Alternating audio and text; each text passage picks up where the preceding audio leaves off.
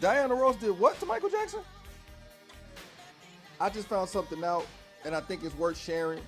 Okay, so the people have been asking and waiting about the Diana Ross and Michael Jackson love story. Let's talk about it. So, Michael Jackson and Diana Ross, they met when Michael was 11 years old and she was 25. Did not want anyone to talk about Michael. He was her boy toy, and that was known around all the circles. Okay, I love Michael Jackson. I do, always will, always have. However, I have to admit, during my search about him and Diana Ross, it's showing me that Michael was a little cuckoo for Cocoa Puffs. And let's talk about it. So in 1988, Michael Jackson bought a home and he named it Neverland. You know his famous home, Neverland. And here is the room inside of his home. And this room is dedicated to Diana Ross. It is a shrine room. Pepsi officials, they did a tour of his home and they said that he had pictures filled with Diana all over the walls, like at every angle. They said that there were hundreds of candles sitting on shelves, tables on the floors, like it was candles everywhere. And guess how long he kept the candles lit? 24/7. Baby, that's witchcraft. And see, his brothers have always said that he have an obsession with Diana Ross. They can say it the nicest way they want to, but they have always said that he had an obsession with Diana Ross. And see, this obsession and this praise for this woman, a shrine room, it just shows you the effects of him being groomed by her. He said she was like a mother to him, a sister to him, and a romantic lover. I've never heard anyone ever say that, ever.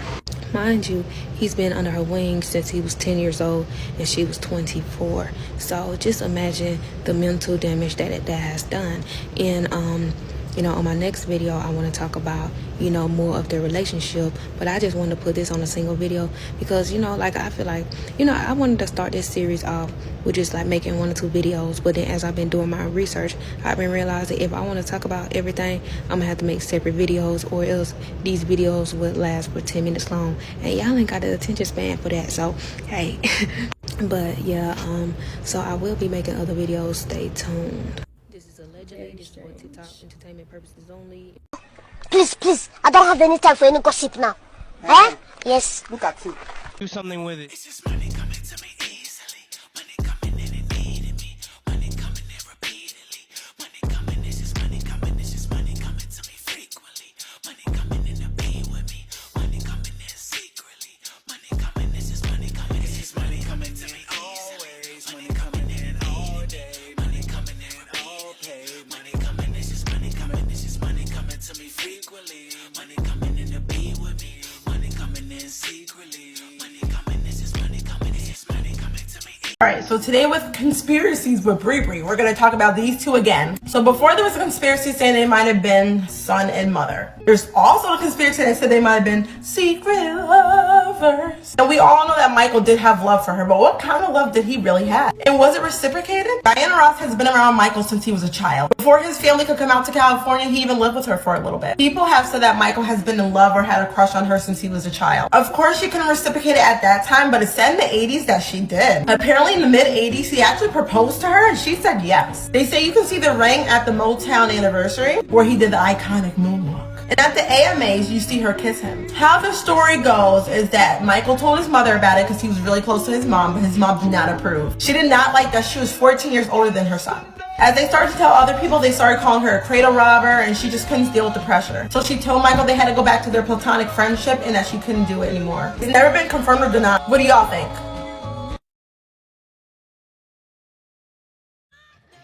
Diana Ross did what to Michael Jackson? I just found something out, and I think it's worth sharing. But before I share it, a 1 and a 2 and Once upon a time in Hollywood. There was some strange shit going on between Diana Ross and Michael Jackson. I mean, really strange. The kind of strange that made me question, what did Mike really mean when he called Diana dirty? let's slow down just a little bit. Met Michael when he was 9. He moved into her house at 11 years old. They were in love by the 80s. Is this the price of fame? Why he at that lady house? And if you think I'm implying what I'm not explicitly stating, you're right. And today I wanted to bring it to your attention. Now, mind you, this is a woman who met Michael Jackson when he was just 9 years old, and she would have been 23 at the time. So what their relationship eventually grew to be is just strange. But because she's Diana Ross and he's Michael Jackson, this just completely flew right under the radar. Now, I know I live under a rock, but like, how many of y'all knew about this? This is crazy. I never heard this before in my life. Diana Ross, Tracy Ellis Ross, mommy.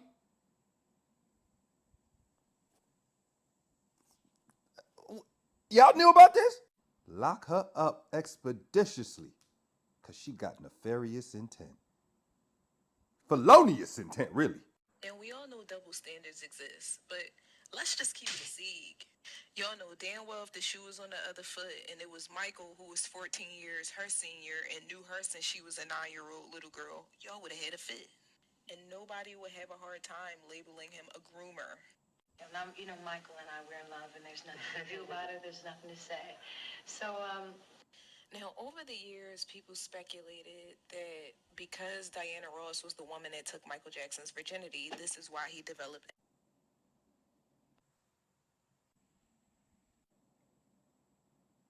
Y'all knew about that?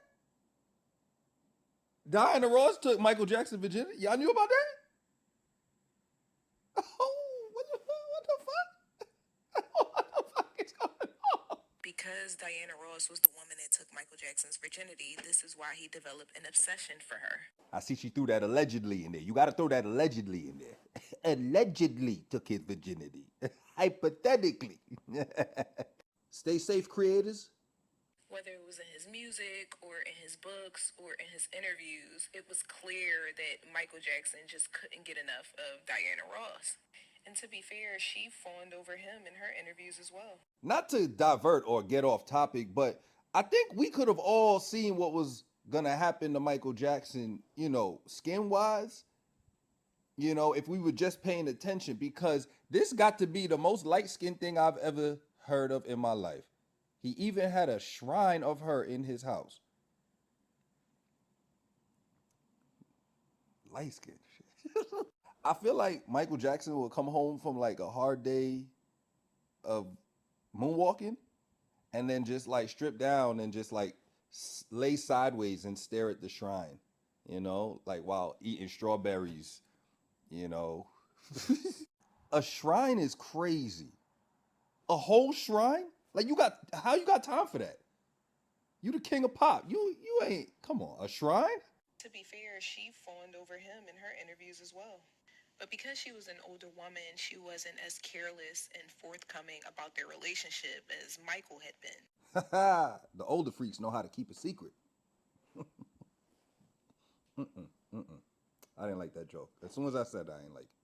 So while Mike is going Diana in all his interviews, because she's older, she knows how to keep some level of decorum and mystery with regards to their relationship. So Diana Ross was a very demure and mindful groomer.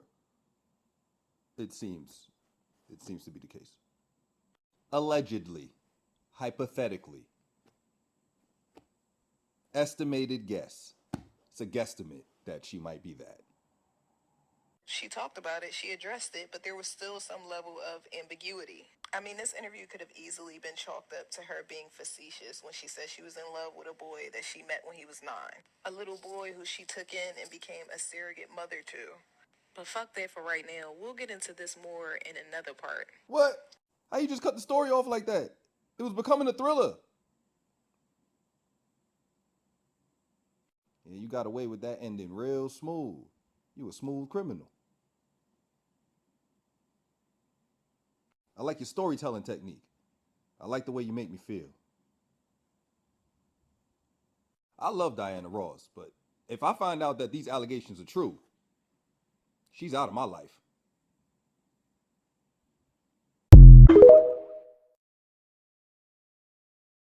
You mentioned Michael Jackson.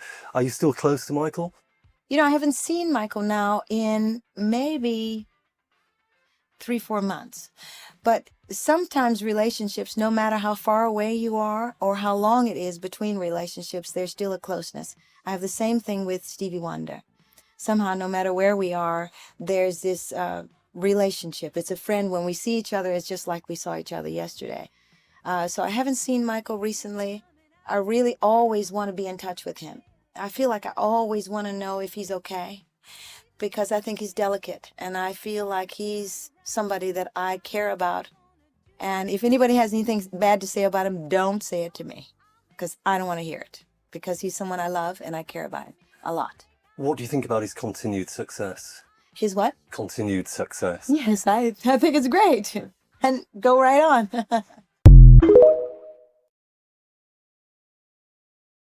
Okay, so the people have been asking and waiting about the Diana Ross and Michael Jackson love story. Let's talk about it. So, Michael Jackson and Diana Ross, they met when Michael was 11 years old and she was 25.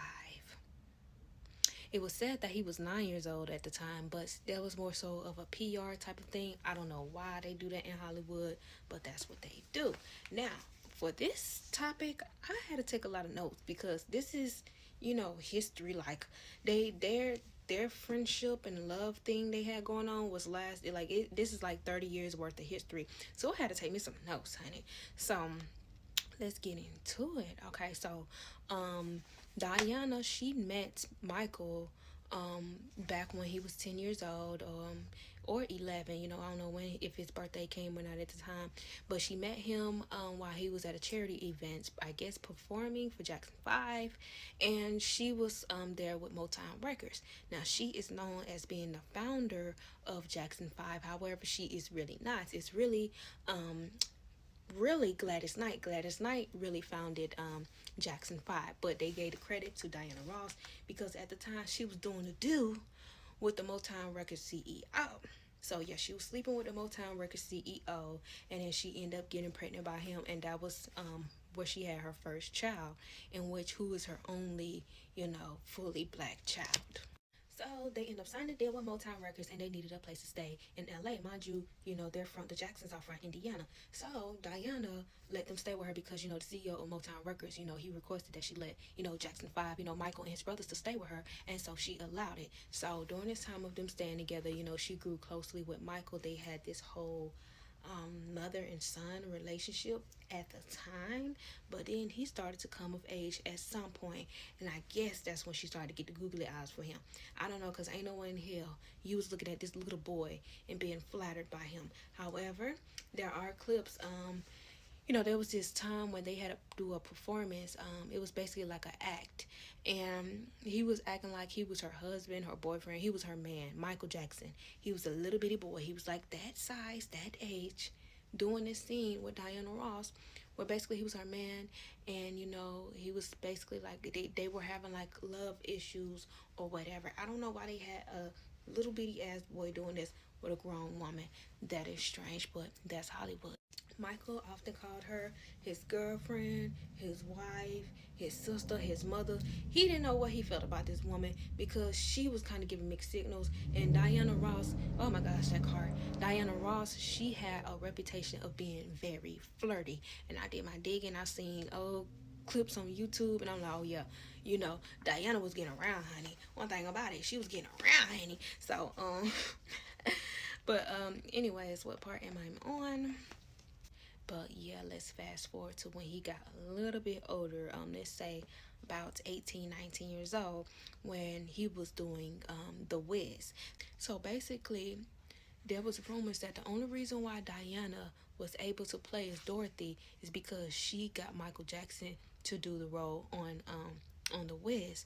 Now the people, they wanted Michael Jackson to do it. He was he was popping at the time, whatever. They did not have any interest in I'm gonna say Whitney Houston, Diana Ross, because she was too old. She was 33 at the time. I forgot to add this part, but like I said, Dorothy, she was not supposed to be cast on this because she was too old, but she was very adamant about getting this role. So either the original director was fired or quit due to the fact that he disagreed with Cohen's decision. And Cohen is the executive producer of this, and he made a deal with Motown Records, for Diana to play in this film. So people got fired, people quit it. It upsetted people. It was kind of a controversy about Diana playing as Dorothy. Now, this is where it gets interesting. So they would go out, every night and party, just her and Michael alone, not the others. They wasn't even Jackson 5 anymore, I don't think. I think he was solo by then. No, he was not solo by then. He was still Jackson 5. Or maybe they wasn't even Jackson 5 anymore, but he wasn't solo yet. But anyways, they would go out and party all night, go to the club, go to these parties and stuff, and they'll be out all night. And then one day, they were late to the set on the Wiz, and so Diana's assistant, kept calling around, and guess where they found out that they were? They spent the night at Michael's house. So if you don't know, there's been a rumor going around for 35 years that Michael Jackson is the father of Evan Ross, Diana Ross's son. Now, I'm not gonna lie, first I was saying, oh, he don't look nothing like his dad, he looks straight like Michael Jackson. But I mean, he do kind of look like his daddy, just a little bit. Now, so I last left off on the part where it's 1977, they're on the set of The Wiz. Michael Jackson, he's 19 years old, and Diana, she's 33 at the time, right? So this is when they really started to bond for real. Like, Michael, he's of age now. So, she started going out to the clubs with him every night. She was taking him to these parties and whatever. But it's been rumored for the past 40 years or whatever that she took Michael Jackson's virginity. I knew that you were going to be a giant star. I really did. Well, thank you. Yeah, but I didn't know. What I didn't know is that you were going to get so sexy.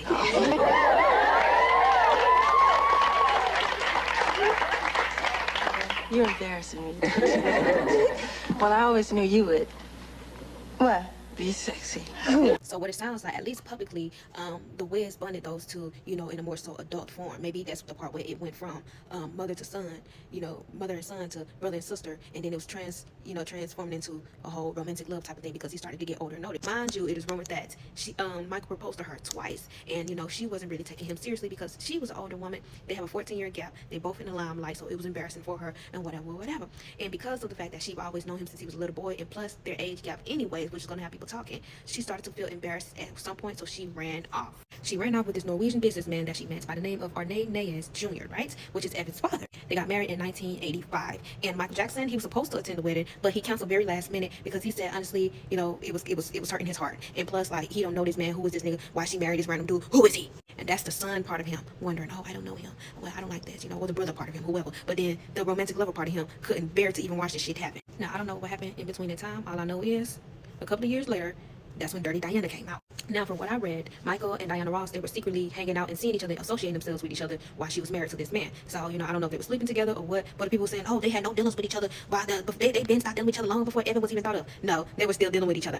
Oh, and according to Pepsi officials, when they did a tour of his house, there was a shrine room of Diana Ross where there are pictures all over her, and they said there were hundreds of candles everywhere. And the candles are lit 24/7. Baby, that's witchcraft. Mind you, she was pregnant with Evan at this time, So it is year 1988, and Diana Ross is pregnant with Evan. Guess what else happened that same year? Dirty Diana was released. So it's the 80s. Michael's, he's in his mid to late 20s, right? So this is during his bad era. This is when he was that nigga. So, like, he got a lot of fans. He got a lot of groupies. Like, everybody, like, he got people passing out at his shows. Like, he is high status.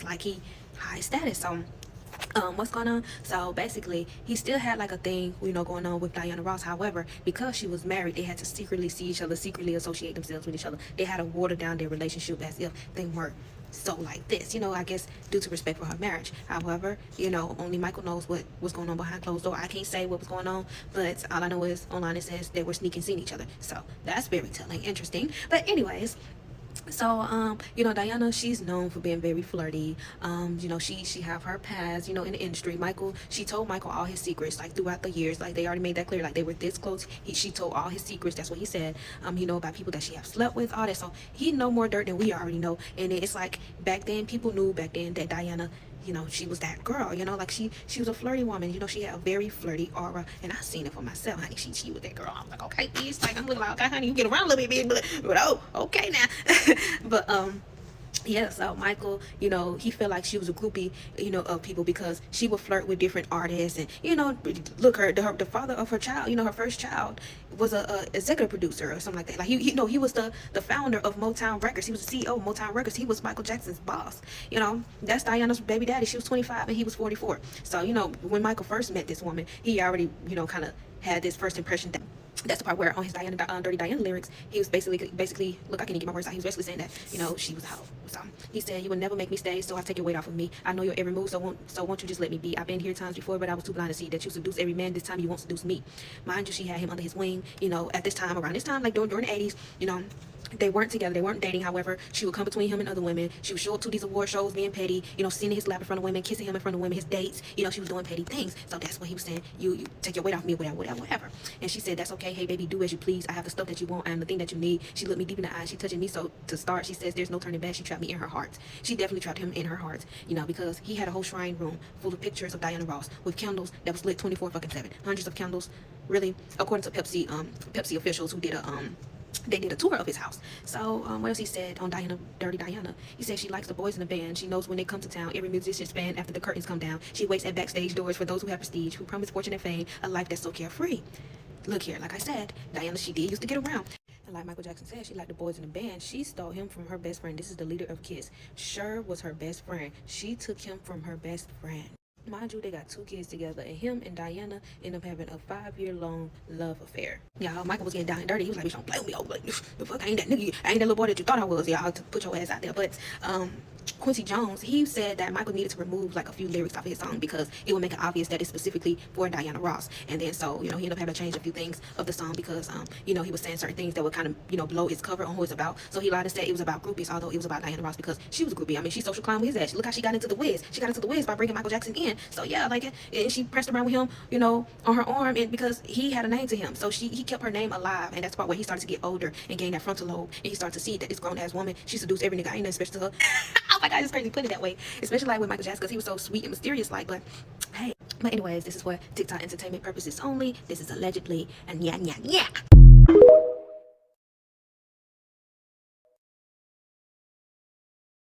39 years ago today, Diana Ross married Norwegian-German businessman Arne Naas. And though it wasn't the first marriage for both, hella folks showed up. Except for one person, Michael Jackson. I'll tell you why he didn't show up to this wedding, because this is I'll Tell You What. And every day this month, I will be sharing a different story in Love Black History. So, Diana met Arne in the summer of 1985 during a vacation to the Bahamas. He was there with his kids, she was there with hers. Anyway, Arne, who would become Ross and Evan's daddy, was this successful shipping broker that was also known for his outdoor adventures. Like, right before he met Diana, he had just climbed Mount Everest. Before the year was over, not only were they engaged, but the news speculated that they went ahead and got married. Her team wouldn't confirm nor deny it though, but it really didn't matter because come February 1st, 1986, Diana and Arne got married in Switzerland. Diana wore a $12,000 wedding gown, described as a, quote, long white satin and lace gown with a bodice embroidered with pearls. She also had a 6-foot-long train. The gown was designed by designer Elizabeth Courtney. Diana also wore a 250-year-old diamond tiara and had her hair in a chignon. The wedding meal consisted of a roasted veal, and they had a chocolate wedding cake that they flew in from San Francisco.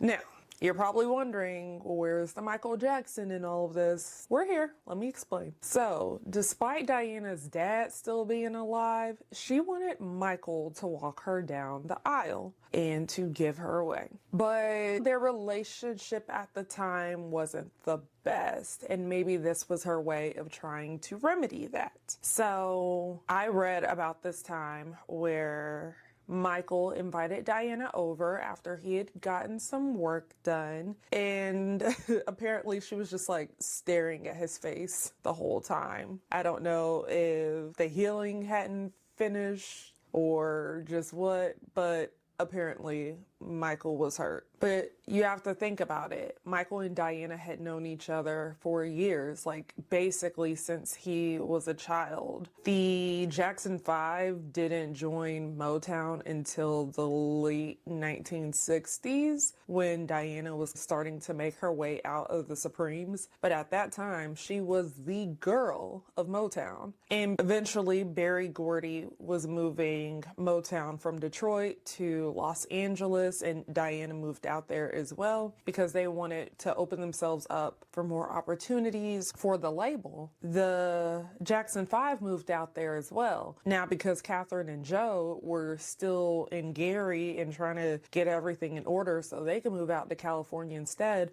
the kids needed somewhere to stay. And so they ended up staying partially with Barry and partially with Diana. And Michael wrote in his autobiography, Moonwalk, how Diana was so nurturing, so kind, so sweet. And for someone who was a celebrity of the level she was then, it really stood out to him that she was so caring when she didn't really have to be. So saying that to say, he always had very fond thoughts of her, has always looked up to her, and some could even speculate had a crush on her. But with her responding in the way she did to his face, allegedly, and the fact that he said that she never introduced him to Arna, he was hurt. I mean, this is a woman that Michael once wrote, quote, "She was my mother, my lover, and my sister, all combined in one amazing person." So, like I said, he thought a lot of her. When Diana asked him to walk her down the aisle and attend this wedding, he essentially protested, like, no.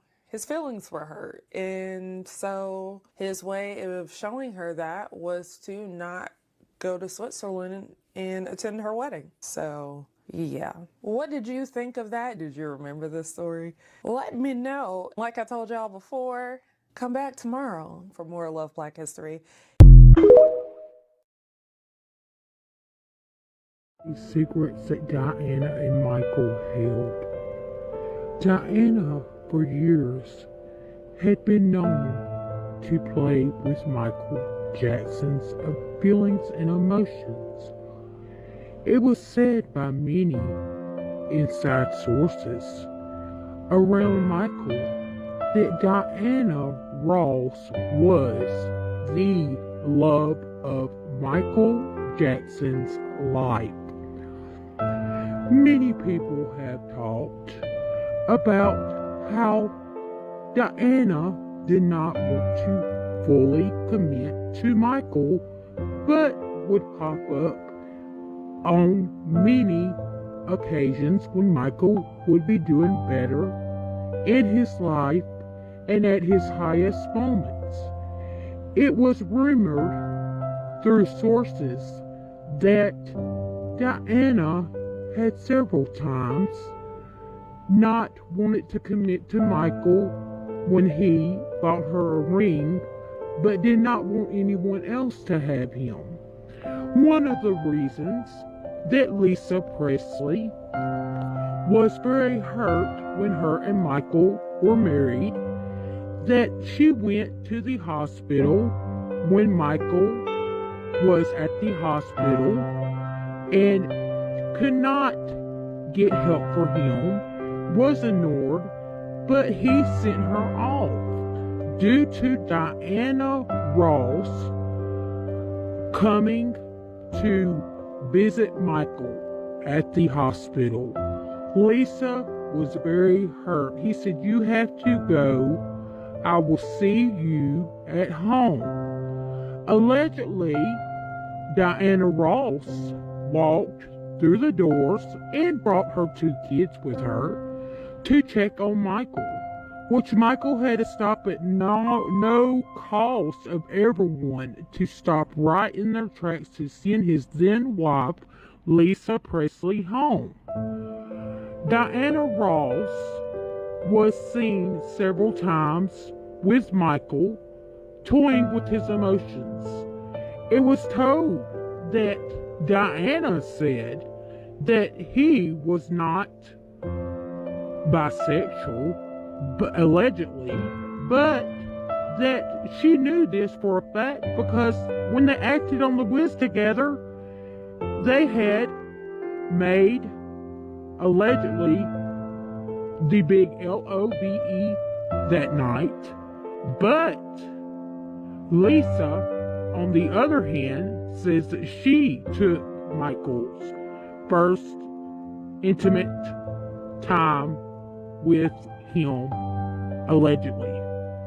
Also, Diana Ross would pop up every time Michael would seem to have met someone.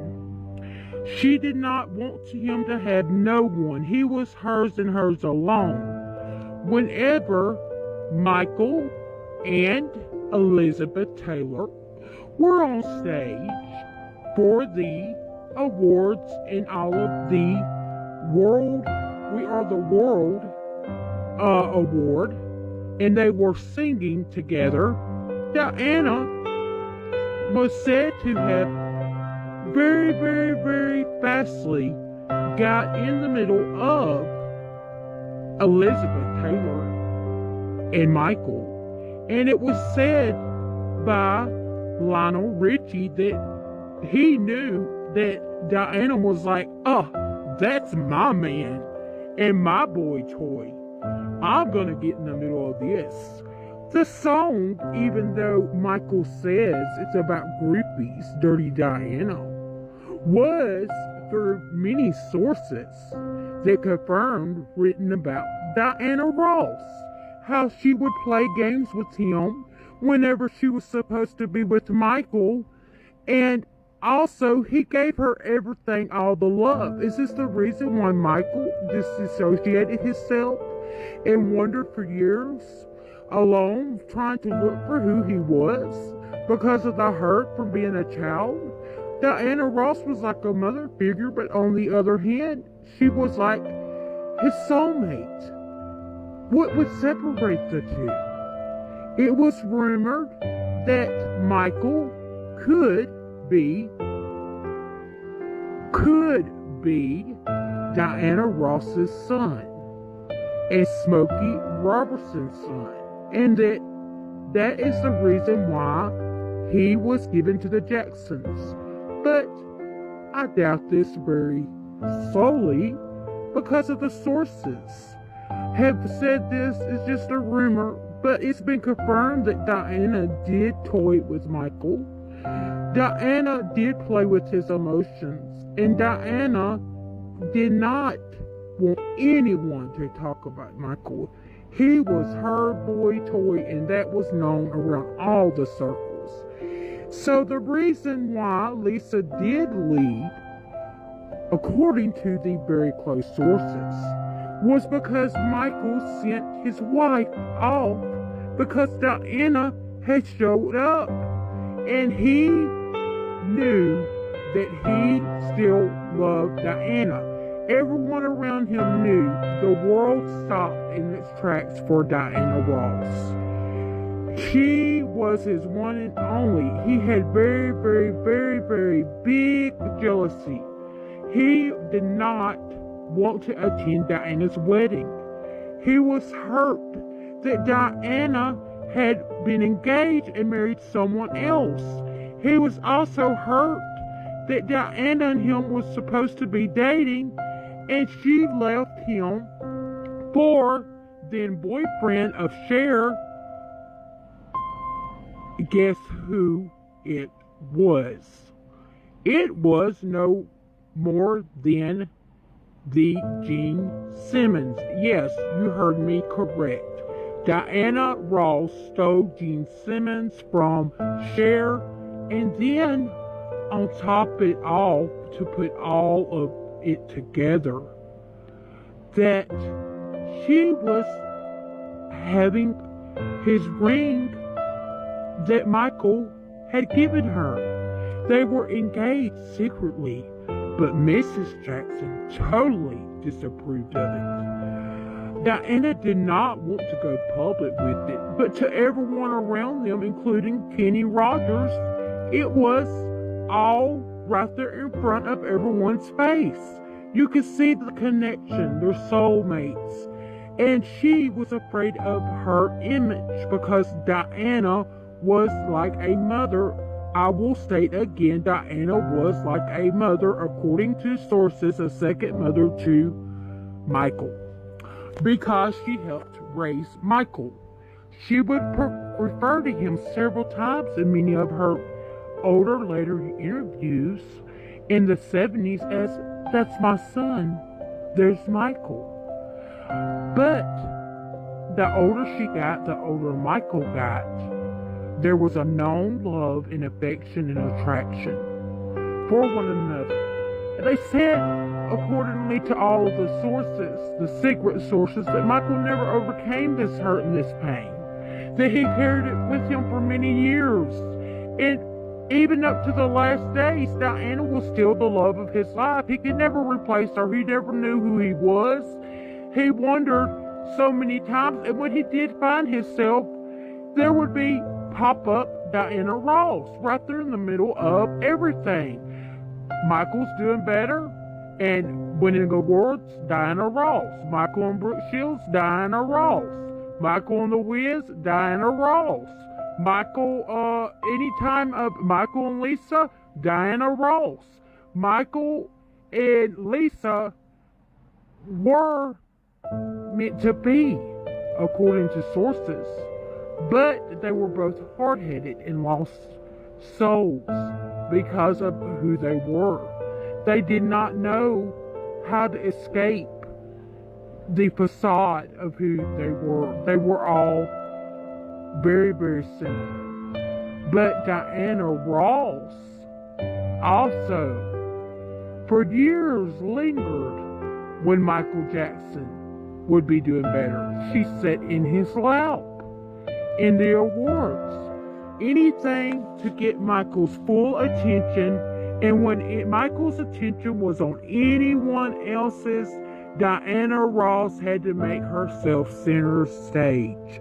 So, was Diana truly in love with Michael at one time and did not want to admit it?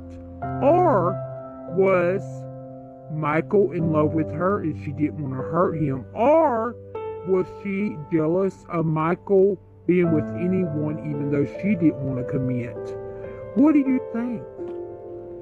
All the sources seem to agree that Diana played Michael and she loved him at the same time. But she did not want him to have loved anyone like her. But on the other hand, she did not want to commit to anyone like him. So what is your comment?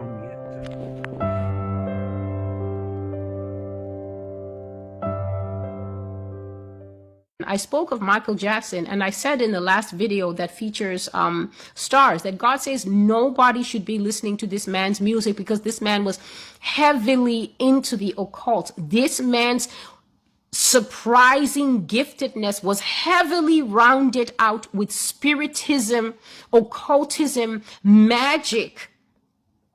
It could even be that some of the things that this man did on camera that everybody said was a first and impossible were not done by human power. Look at these magicians. Look at these people that are openly suspending themselves 6 to 12 inches off the ground.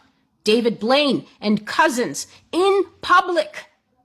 These people are working with things that are not of God. It entertains for a moment, but a moment is very long in hell.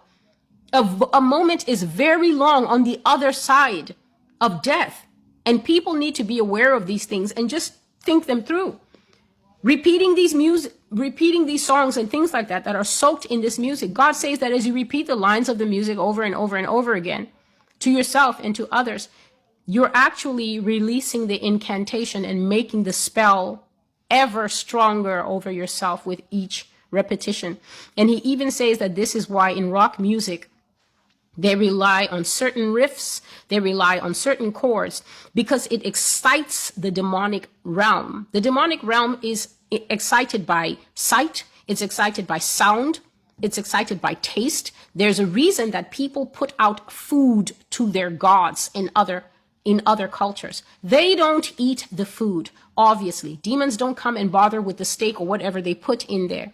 The food is symbolic. Just the way you put out food for a cat and the cat comes, putting out this food is calling the demons that actually watch over and represent the brass, stone, and gold entities that they are worshiping in other cultures. There's a reason that people buy certain scents for ritual. There's a reason why in America, the whole nation seems to think, at least the part that's falling away, seems to think that their ancestors will come and watch over them if they burn sage or if they burn certain scents. There's a reason that these red and yellow and green candles in the long, tall Santeria jars with the fake Jesus on them are so popular. There is a reason for everything, and those who live ignorant of the reasons are the first trees to fall. Ignorance is no excuse.